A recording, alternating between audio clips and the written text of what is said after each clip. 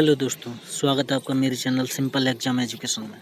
आज मैं आप लोगों के लिए पंचायती राज एवं ग्रामीण अर्थव्यवस्था 2017 एमपी पटवारी के ये मैं 5वीं क्लास आप लोगों के लिए सामने लेकर आया हूं। तो चलिए दोस्तों, बिना देर किए हुए वीडियो को स्टार्ट करते हैं।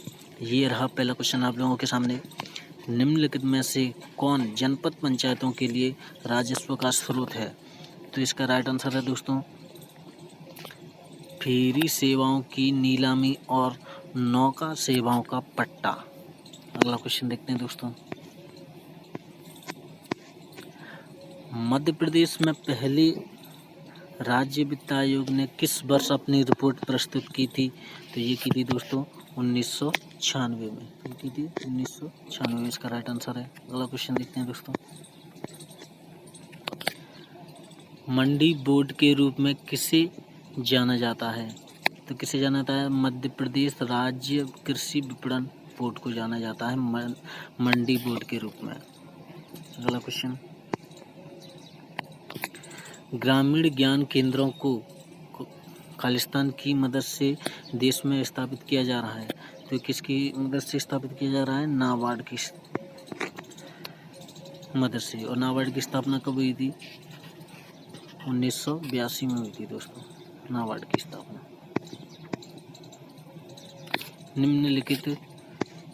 निम्नलिखित में से ग्रामीण विकास के लिए वर्तमान केंद्रीय मंत्री कौन हैं? तो ये हैं नरेंद्र सिंह तोमर।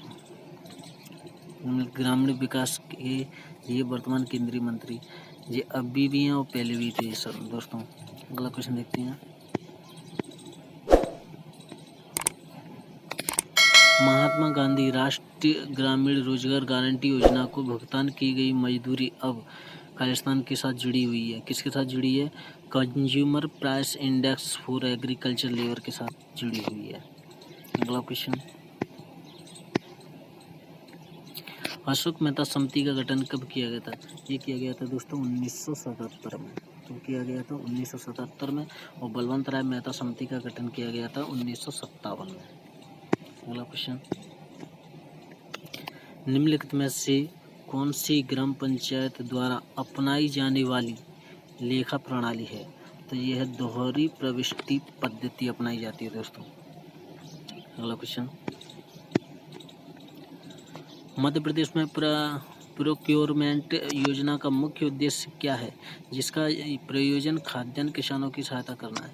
इसका मुख्य प्रयोजन है किसानों को उचित मूल्य दिलाना। किसानों को उचित मूल्य दिलाना। अगला क्वेश्चन,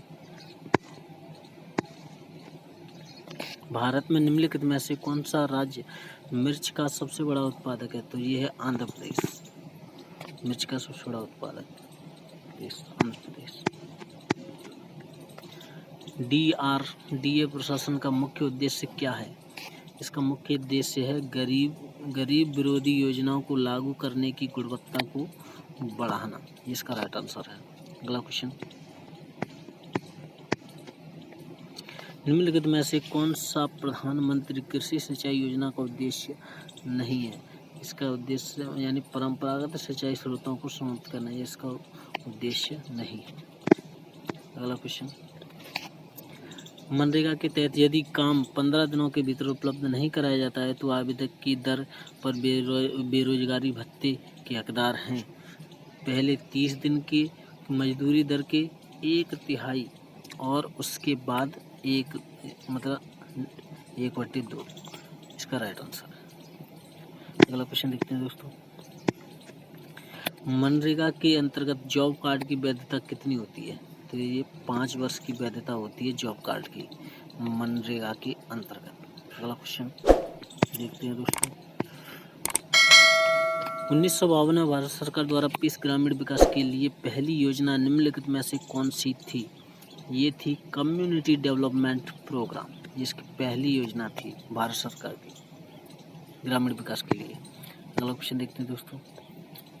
रूरल इलेक्ट्रिफिकेशन कॉरपोरेशन यानी ग्रामीण विद्युतीकरण निगम की स्थापना किस वर्ष की गई थी? तो ये की गई थी 1969 में।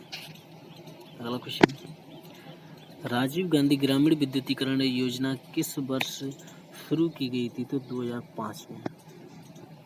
राजीव गांधी ग्रामीण विद्युतीकरण योजना कब शुरू की गई थी दोस्तों? 2005 में। अगला क्वेश्चन,